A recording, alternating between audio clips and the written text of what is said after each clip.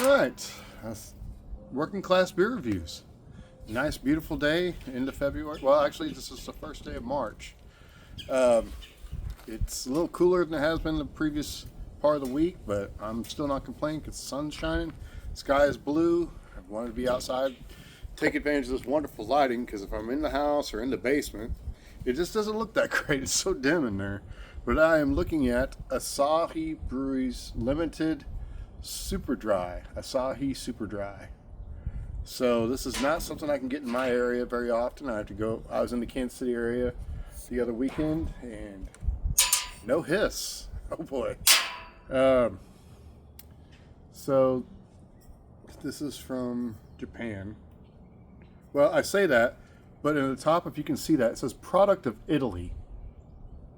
So I don't know if it's like one of those breweries where they've acquired. I don't know if someone's acquired them. We're going to look at that.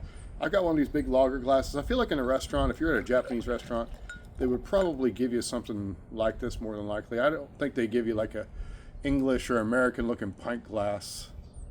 Look at that. It's not a great pour or whatever. You know, people are going to complain and be like, oh, you poured it too strong. No, I didn't. And you're going to see that as it settles. That's gorgeous. I don't care what you say. I'm going to put that right there. And I'm looking at the actual website. The website really doesn't say a whole lot. It just says Asahi Super Dry. This is the Asahi, superdry.com, in the English version. Is brewed to our authentic Japanese recipe using the, what's this like glare right here? Only the finest ingredients and latest technology to give a crisp, clean, and quick finish that never lingers. We call it super dry taste. We'll see. It doesn't give a whole lot. Well, here we go. Nutritional information. 2.8 grams of carbs, which is pretty low. No sugar. Calories, it is 41 calories? 41K calories. So I don't know what that means.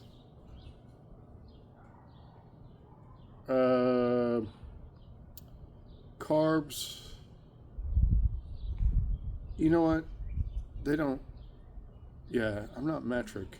Energy, K, kilograms, or KJ, is 172. Doesn't. I don't know about the carbs. Oh, wait, no. I'm sorry. 2.8 carbs. Calories. What am I thinking of? 41K calories. Well, here's the thing. Most light beers are like 95. I doubt this is 41. I don't know. If anybody's watching this, they're watching me being just completely bonkers with these measurements. Figures represent a typical analysis. Beer content is expressive in local units. Where fat content is given as 0 grams per 100 milligrams, the exact value is greater than grams per 100 milligrams. Okay, well, whatever. You know, you can obviously tell that they're not imperial because they don't use the same thing. The United States will do anything to get away from the metric system. I'll top that off just for looks. Look at that. That head's holding really nicely. You'd think that was a Miller head for all we knew. If you go to the website, or no, not the website, but the Wikipedia page, Asahi Group Holdings, so they acquire a bunch of beverages. In 2019, the revenue, well, I don't care about the revenue. Asahi, with a 37% market share, is the largest of the 4 major beer brewers in Japan, followed by Kirin, Kirin Ichiban, which has got that dragon on it. This is pretty simple. To me, this is like the Pabst Blue Ribbon looking label of Japanese beer. I've had Sapporo before. I haven't done a review on it. 5% ABV. This is an 11.2 ounce bottle, like a European style bottle. I don't really care much for that. Japanese beer market. Asahi broadened its geographic footprint and business portfolio through the acquisition of beer businesses in Western Europe, Central Eastern Europe. This has resulted in Asahi having a large market share in many European countries, such as a beer market share 44% in the Czech Republic, 32% in Poland, 36% in Romania, 18% in Italy. Even though it's brewed in Italy. I think it's yeah, Asahi Super Dry. Super Dry combines progressive brewing technology with only the finest ingredients to deliver a dry and crisp taste with a quick, clean finish. This beer complements all occasions. Brewed and packaged in Italy by Birra Peroni, um, in Rome, Italy, by Asahi Beer. And I want to say Peroni is like a Heineken brand. So they must have contract brewing with other major breweries. That's interesting, though. Okay, here we go. This I shouldn't have looked on the website. 132 calories. Carbs 9.2 grams. So it's not a low carb beer. You would think a dry beer was going to, because when they say dry, that means that in the brewing process it eats up all the sugars. There's no sugars left behind, which gives it's supposed to give it a dry, clean finish. You know, I'm not going to keep going into this. This is goofy. The information's all metric and nonsense. So what do you get? Very bubbly. You know, good, still, you know, half finger of head in a pretty narrow rimmed glass, but very clear, golden, very, very highly filtered. Well presenting. It's very well presenting. So I don't know it doesn't say what they use for ingredients. Sapporo uses rice. I believe a lot of Japanese beers use rice, and that would make for a drier, because the corn, I think, even though you're not supposed to taste corn, usually it gives like a sweet vegetable flavor. But Budweiser and Bud Light, of all the American beers, are the most dry tasting, even though they're not as dry as Bud Dry or Michelob Dry. So I've got a little story about this. Let's just taste this version here. It smells good. It smells. There's some graininess to it. You know, I have no idea what Japanese beers use for hops or anything like that. So let's give it a taste.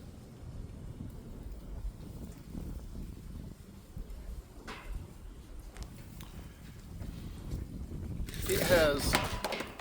Oops, box flew off the. There's a little bit of a breeze here. It has a bit more of the kind of old school beer flavor. And I do appreciate this about it. Sorry if the camera's shaking. The breeze is coming through pretty strongly. So if there's some camera shake, I apologize. Yeah, it is dry, but there is some sweetness to it. So that's a bit of a conundrum.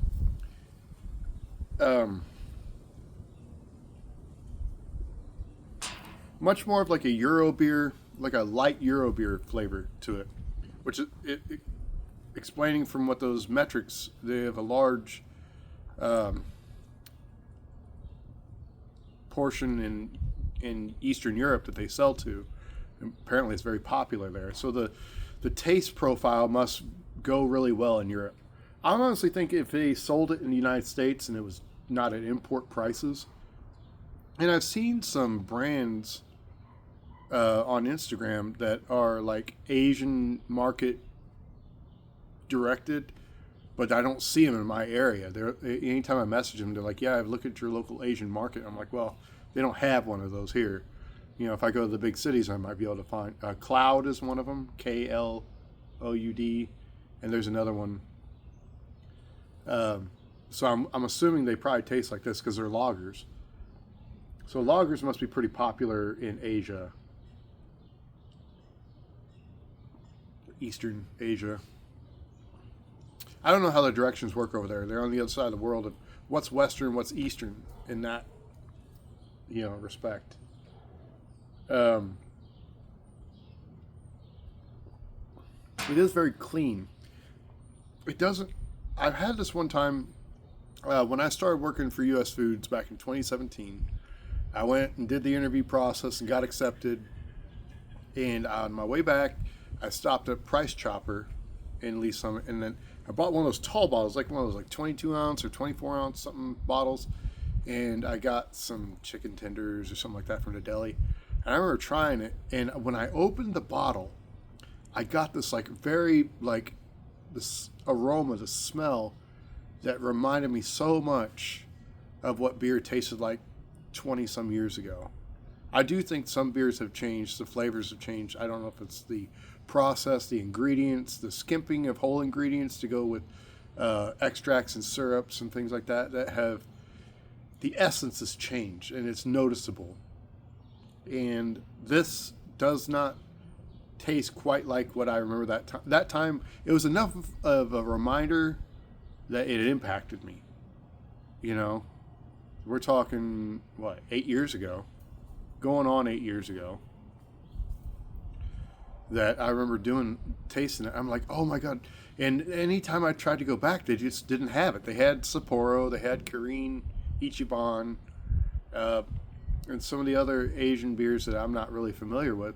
But I wanted, because they don't have dry beer in the United States anymore. And I really love that. My favorite beer of all time is Michelob Dry. I've mentioned this many times in other videos.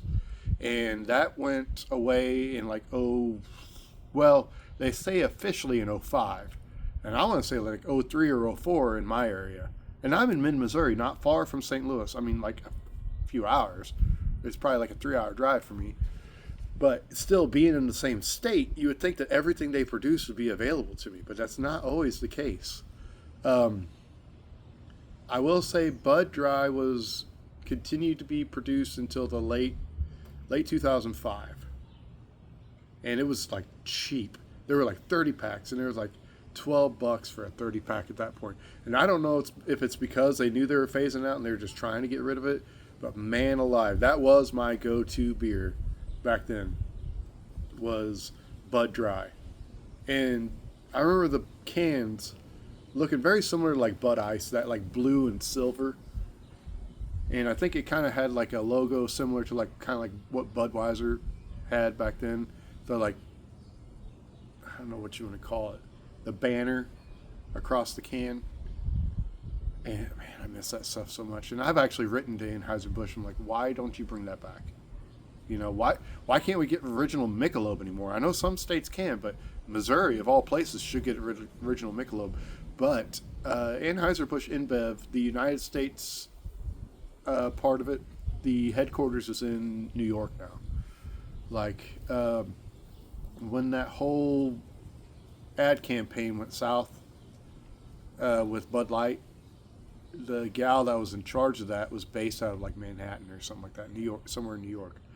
So they're not even Midwest based anymore. I mean, obviously the large brewery's still there, but like where all the C-suite people are ever since the InBev buyout. It sounded like if you worked for Anheuser-Busch before the buyout, if you were like in a managerial position, you had a pretty sweet gig. It's like a lot of perks.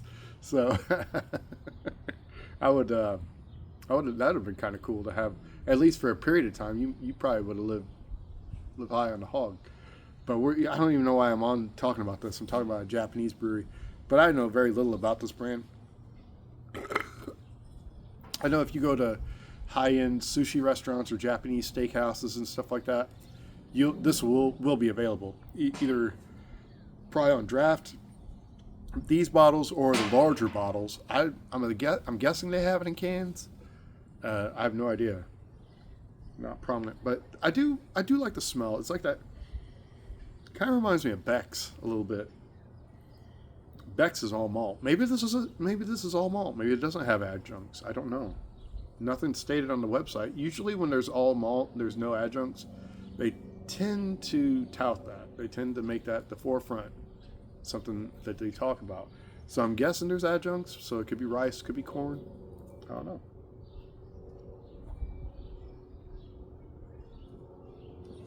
It's still pretty good. Best before 6/13/2025. So I got some time. It's fairly fresh. I don't know. Brewery L4165-114. It says product of Italy, so it's somewhere in Italy. The beer Peroni, one of the Peroni breweries is making this, importing it.